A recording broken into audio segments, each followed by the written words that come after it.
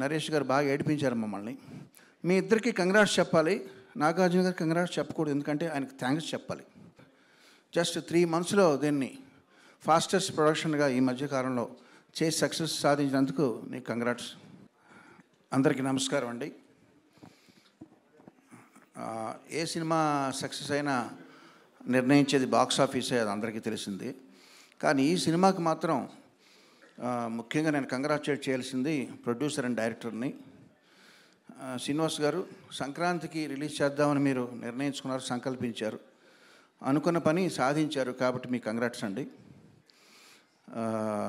విజయ్, సంక్రాంతికి రిలీజ్ చేద్దాం అనుకోవడమే కాదు, అలా అని చెప్పి 1 year ముందు పెట్టే ప్రివిలేజ్ లేదు.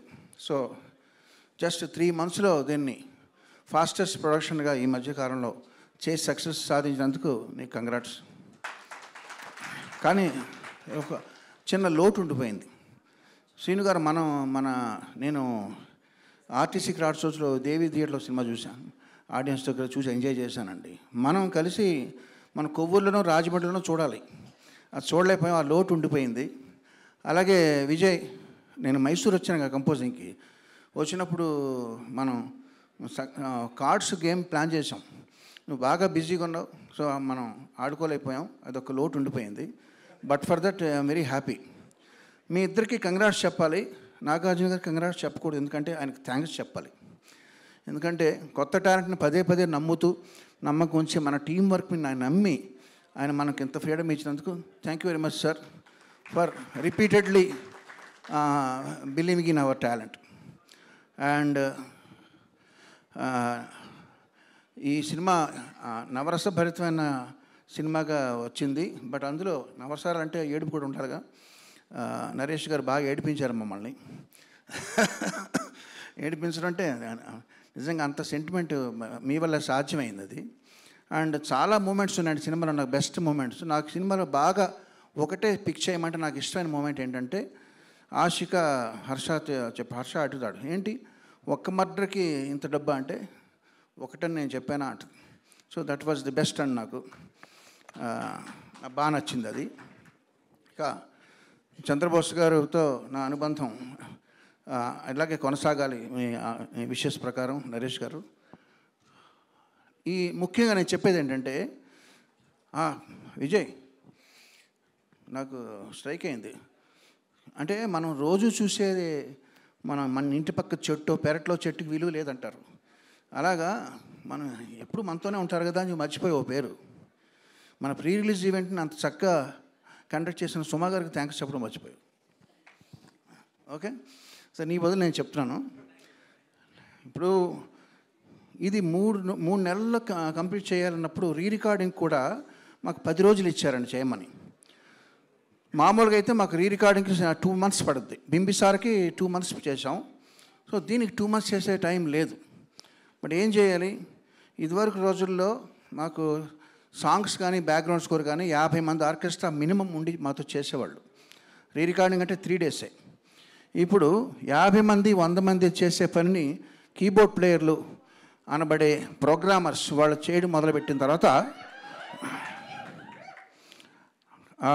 ప్రోగ్రామర్స్ తల మీద ఎంత భారం పడుతుందంటే, నాకు ఒక్క కీబోర్డ్ ప్లేయర్ నాకు మెయిన్గా చేస్తాడు, జీవన్ తన పేరు.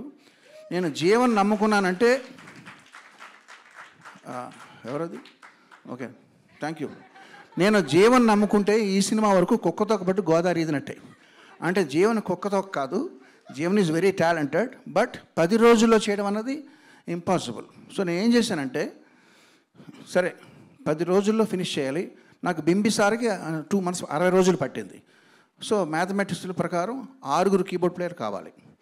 సో నేను జీవన్తో పాటు ఇంకొక 5 రప్పించి వాళ్ళని రోజు తోమడం అనమాట. సరే ఎంతైనా వాళ్ళు మనుషులే కదండి. సో వాళ్ళు కొంచెం స్ట్రెస్ ఫీల్ అవుతుంటే వాళ్ళకి పేమెంట్ ఒకటే కాదు, వాళ్ళకి కొంచెం వినోదం కూడా ఇవ్వాలని చెప్పి వాళ్ళు ఒకరోజు అసెంబ్లీ లోపల మన లోకేశ్వరు, సాహితీ చాగంటి హిందీ సినిమాలో పాటలు పాడారు వాళ్ళని రమ్మని ఒక కామెడీగా వాళ్ళని పొగుడుతూ ఒక వీడియో రికార్డ్ చేసి వాళ్ళకి చూపించాను. ఏదో పని ఒత్తిడిలో వాళ్ళకి చిన్న రిలీఫ్ అనమాట.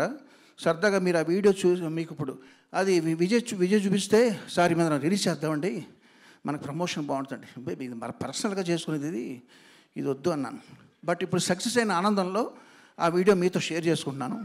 Thank you very much.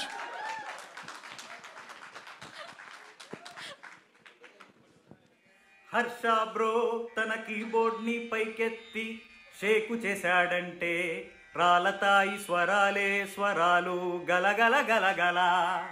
దానికి కారణమెవరో కాదు మన శ్రీనిధి తిరుమల. మన మంచి రాజు భరత్తు ప్రతి జోనరులోన చేసేస్తాడు కసిగా కసరత్తు.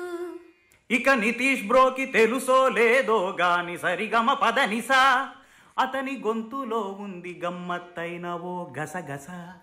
గసగస కాదు గుస గుసగుస.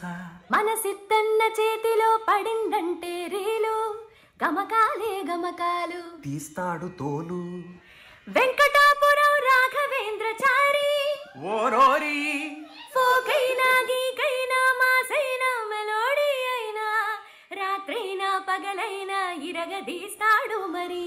సరిగమ గరి గరి తప్పదే నాడు గురి. సరి సరి. ఇక మన జీవనన్న ఫినిషింగ్ టచ్ ఇచ్చాడంటే ఉంటది నా సామి రంగా. అమ్మో అమ్మో జేబీ ఆకలి ఎరగని బేబీ సూపర్ సూపర్ జేబీ సిగరెట్టే ఒక హాబీ బాహుబలే మన జేబీ సెక్సీ సెక్సీ జేబీ జీవన్ జిలవీవన్ చిటకీవన్ జిండకీవన్ జిరక్కరీవన్. అన్నా జేబీ అన్నా నీకి సలాం అన్నా.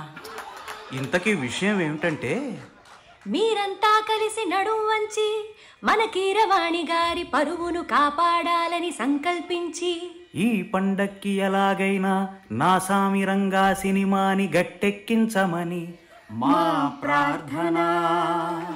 నీకు దండం పెడతా రాకేష్ అన్నా, దండం పెడతా సిద్ధన్న, జర దేఖో దేఖో నితీష్ బ్రో, భరత్ హర్ష యో యో యో, నీకు కాలు ముక్తా జీవనన్నా, నీ వాంఛనైతా జేబీ అన్న, నీ కాలు ముక్తా జీవనన్నా, నీ వాంఛనైతా జేబీ అన్న, నీ కాలు ముక్తా జీవనన్నా, నీ వాంఛనైతా జేబీ అన్న.